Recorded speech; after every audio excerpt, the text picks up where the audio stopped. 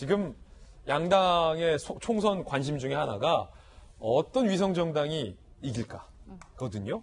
더불어시민당, 미래한국당, 거기에 열린민주당, 그리고 뭐 국민의당도 비례형 정당이긴 하지만 누가 이길까 관심입니다. 여론조사 한 통화 보시죠. 21대 총선 비례대표 정당 투표 의향조사, 더불어시민당, 민주당의 공식 비례정당이죠.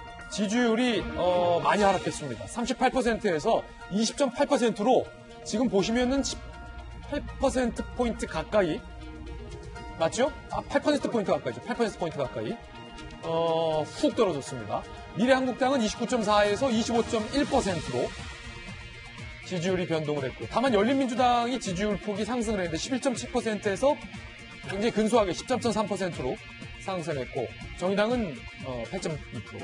지금 보시면 오늘 이 여론조사를 실시한 조간신문의 분석에 따르면 더불어시민당과 열린민주당을 합친 수치가 범여권 비례정당의 지지율 수치가 많이 떨어졌다라고 분석을 해놓고 있는 상황입니다. 김용주 의원님. 네.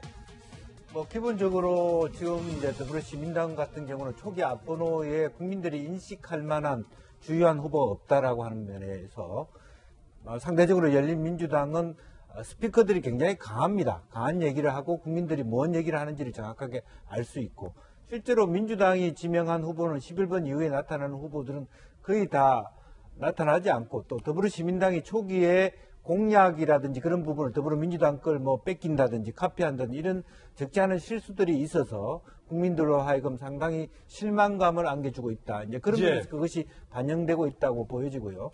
또 그럼에도 불구하고 미래한국당이 그러면 치고 올라가느냐, 그러지도 못한 것도 사실이거든요. 네. 양당 모두가 국민들로부터 실망을 주고 있다는 측면이고, 또 정의당이 갖고 있는 위기의식들이 말하면 당원들에게 굉장히 어떤 긴장감을 함으로써 지지율을 높이는 건데, 그럼에도 불구하고 저는 이 여론조사는 아까 김종인 위원장이 얘기한 대로 별 의미가 없다고 생각합니다. 별 의미가 없다. 아니, 실컷 분석 다 해놓으시면 별 의미가 없다시면 어떡해요. 지금 상황이 왜 이렇게 됐다는 걸 우리가 이해할 수 있지만, 실제 득표할 때는 그렇구나. 선거 3일 전에 비례정당에 대한 지지율이 중요하다.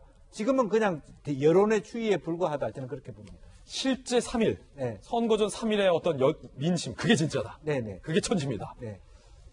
선거 다음 날, 그러니까 아침 결과가 나오는 날, 김영주 의원님 같이 또 네.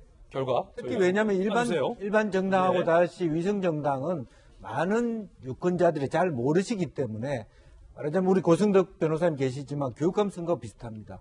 선거 가기 이틀 3일 전에 우리 위성 정당은 어디지 이렇게 물어볼 가능성이 많기 때문에, 그때 실제적인 어떤 당이 제대로 된 어떤 일목요연한 질서를 잡을 것이냐의 경쟁이다, 그렇게 봅니다. 예, 그러다 보니까 더불어시민당과 열린민주당 사이의 신경전도 굉장히 뜨겁습니다.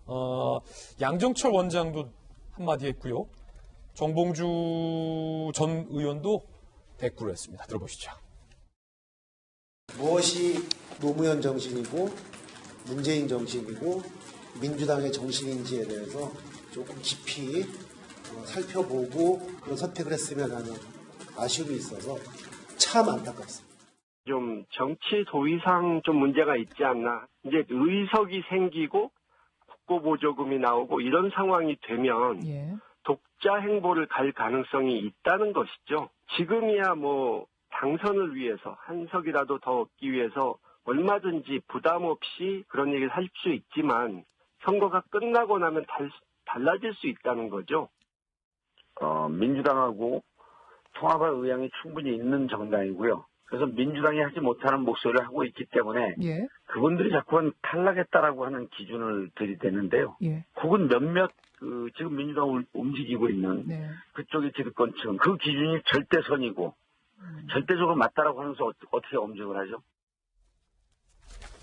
특히 이제 더불어시민당의 김홍걸 씨 같은 경우는 열린민주당은 공천 탈락자 동상 아니냐라고 굉장히 불편한 소리를 하기도 했습니다. 왜 그분이 그렇게 강하게 얘기하는 줄 아세요? 왜요? 그분이 지금 더불어시민당의 비례대표 후보 14번이에요. 14번. 아까 우리가 봤던 저 여론조사 있죠. 만약 더불어시민당이 28%를 얻으면 대략 13석에서 14석의 비례대표 당선자를 낼 수가 있어요. 그럼 본인 앞에서 끊기거나 아니면은 본인까지 되거나 지금 아슬아슬해요. 아슬아슬하다. 이 여론조사대로라면 그렇습니다. 가정이에요.